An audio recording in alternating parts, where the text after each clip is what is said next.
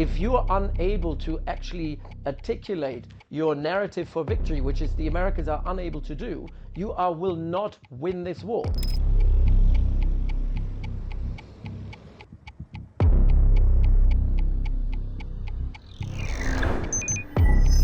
Obviously, the Pentagon gives briefings on the operations and how the operations are being conducted and how they unfold.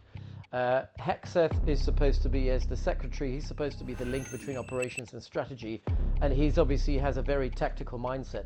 Clearly, his speech was very much about tactical achievements, operational achievements, nothing about strategy, nothing about how these operational achievements will be tied into a bigger, broader strategy. And that's the problem that is missing here. That's the part that's missing, is how do you translate these operational successes into a political outcome that is better for the region, that's better for Iran, better for the Gulf, and also better for the United States. And that question has not been answered so far. And so that's kind of where we stand at the moment. So from a tactical point of view, a lot of success. The US operations are unfolding as planned, very successfully as predicted. The problem with this is it's actually creating more anxiety, more anger, and more will to resist within Iran.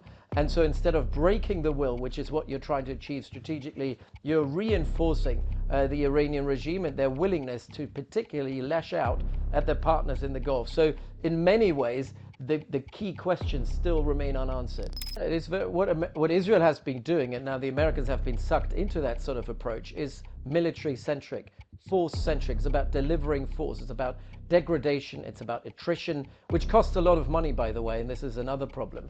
But so far has been sustainable in terms of blood lost on the side of the Americans. The problem is it has to be tied into a political outcome, and that's where diplomacy comes in. That's where economic levers of power come in, and this is when you actually develop a narrative for victory, which America is fundamentally lacking. There is no narrative for how victory looks like, and for the Iranians it's quite simple. As long as they don't lose, they win, and if America doesn't win, it will lose. It's as simple as that.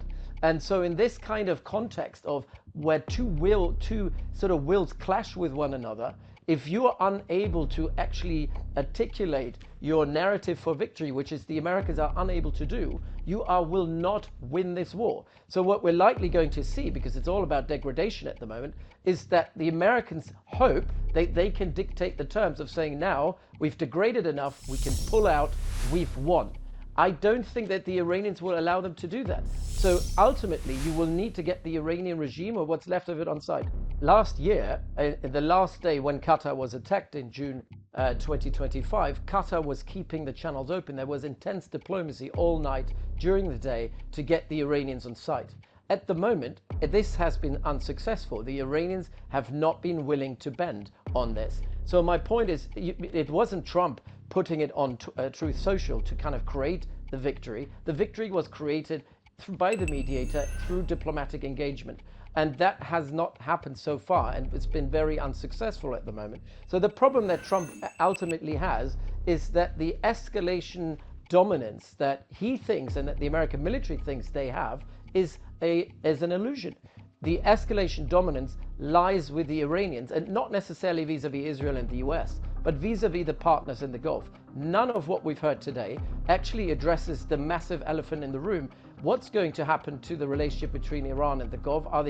Will they keep on firing at very low cost? What about the Strait of Hormuz? What about energy security? What about the security of supply chains? All of that could potentially be a collateral damage of a longer extended war. And none of that has anything to do with the sort of tactical achievements that the US military is boasting about. Israel is probably the most resilient in all of it, like the Iranians, equally resilient like the Iranians. I think at the moment the willpower in Israel and Iran is at its height. The vulnerable element to it is the willpower of the Gulf states to sustain this, but what they're going to do about it, and then the willpower of Donald Trump. The cost is rising gradually. We're now at a point of diminishing return. Every single day this war continues, the costs are rising, but you will actually, the benefit that you get from further targeting the Iranian regime will diminish. So in this kind of context, Trump will be the one who to call it quits at some point. And he seems to be quite eager to get to this point. The Israelis might not be happy with it, but they might keep on going, and ultimately they'll have to succumb to whatever the US is saying. But it will be Trump who will try to get out of this war. The Israelis will not say this is mission accomplished, because they can keep it going for quite some time.